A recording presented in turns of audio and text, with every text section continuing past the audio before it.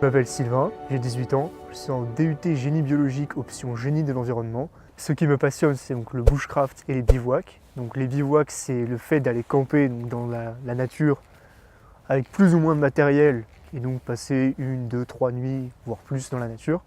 Et le bushcraft, ça consiste justement à rester dans la nature et à se débrouiller avec le moins de matériel possible, donc à essayer de se débrouiller avec ce qu'on trouve sur place. Avant même que je sache marcher, mon père m'emmenait déjà dans la forêt sur son dos.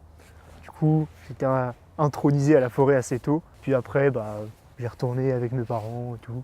Puis ils m'ont offert des bouquins justement sur comment se débrouiller dans la nature. Et du coup, c'est parti de là.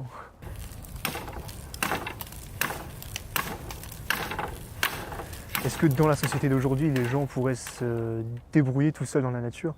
Le problème, c'est à double tranchant, on va dire, c'est que la société d'aujourd'hui, comme elle est ultra connectée, d'un côté c'est bien parce qu'on a accès à plein d'informations, mais d'un autre côté, on assimile moins l'information parce que du coup, on l'a, comme on l'a à disposition, on ne juge pas nécessaire de la retenir. Ce qui fait que du coup, des gens qui en soi-même ils auraient vu une vidéo ou un truc, petite astuce de camping, machin, ça va probablement pas leur laisser de marque, puisqu'ils compteront justement sur le fait d'avoir leur téléphone pour se débrouiller. Dans les sociétés plus anciennes, les gens ils n'avaient pas toute la technologie, tout ce qu'on a aujourd'hui, mais ils s'en passaient très bien. Enfin, ils vivaient justement plus en harmonie avec la nature. Et c'était pas une mauvaise chose en soi, parce que la nature elle leur fournissait tout ce dont ils avaient besoin.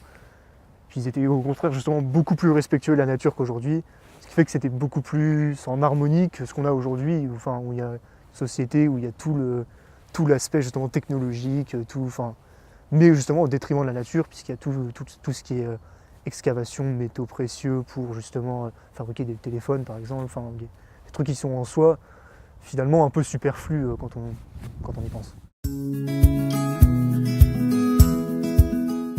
Un bivouac, justement, c'était avec Mehdi et les autres. C'était en plein hiver. Il avait commencé à pleuvoir. Et justement, on avait donc on voulait allumer un feu, sauf que comme tout était mouillé, absolument détrempé partout, on a galéré à l'allumer. Il y a bien des moments où on s'est dit, on va essayer de se passer de feu, on va pas manger, on va se serrer les uns contre les autres pour avoir de la chaleur humaine. On va voir, on va viser. Mais au final, on a réussi à l'allumer, donc ça c'est pas... Le problème n'a pas été résolu. Sur le coup, c'était un peu stressant quand même. Un des outils principaux, donc la fameuse machette, donc qui permet donc de faire des travaux d'abattage de bois, des gros travaux, on va dire, comme par exemple couper des grosses branches, débiter du bois, fendre des bûches, tout ça. Et ensuite, on a donc le plus petit couteau, donc qui permet lui de faire des travaux plus minutieux. Donc plutôt que de prendre juste une branche, on peut donc la tailler, faire des copeaux dessus, ce qui permet de la faire brûler beaucoup plus facilement. Pour ça, il faut juste pousser le couteau petit à petit pour détacher des petits copeaux. On peut donc soit dormir en tente, on peut dormir par terre sous une bâche, donc que je n'ai pas aujourd'hui. Mais on peut également aussi dormir donc en hamac, ce qui est assez pratique puisque ça permet d'éviter de limiter les invasions d'insectes, surtout en été. Puis on peut coupler ça avec une bâche et là du coup on est protégé d'à peu près tout.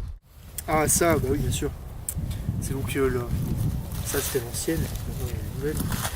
C'est ce qui permet donc quand les allumettes sont humides de faire du feu. Faut vraiment avoir de la chance et avoir les bons matériaux, qu'ils ne soient pas trop mouillés et tout. Donc ça permet donc ça c'est du magnésium et ça c'est une plaque de fer. Ça va permettre de faire des étincelles. Hello darkness, my old friend. I've come to talk with you again.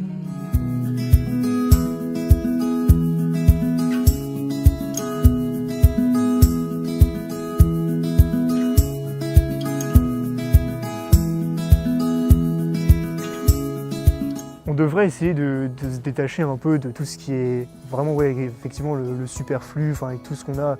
Pourquoi pas revenir à des petites villes plus locales, des petites communautés. Là maintenant on a plein de technologies, on a internet, on a des drones, on a plein de trucs. Et ce qu'on pourrait faire plutôt que tout centraliser dans des grosses villes, ce serait peut-être faire des plus petites villes un peu partout. Comme ça résoudrait un peu les problèmes de trop de gens au même endroit. Toute la technologie pourrait servir justement, plutôt que tout centraliser au même endroit, à relier des gens qui seraient des plus petites communautés, mais qui pourraient justement vouloir faire des échanges avec des petites communautés d'à côté et tout. Ce qui pourrait être possible, on a dit, grâce à Internet et tout, aujourd'hui. Et après, Je sais pas si j'explique bien là. non, parce que. Attends. Souris pas, genre tu vas mourir dans la nature. J'ai trop froid, j'arrive pas à le faire.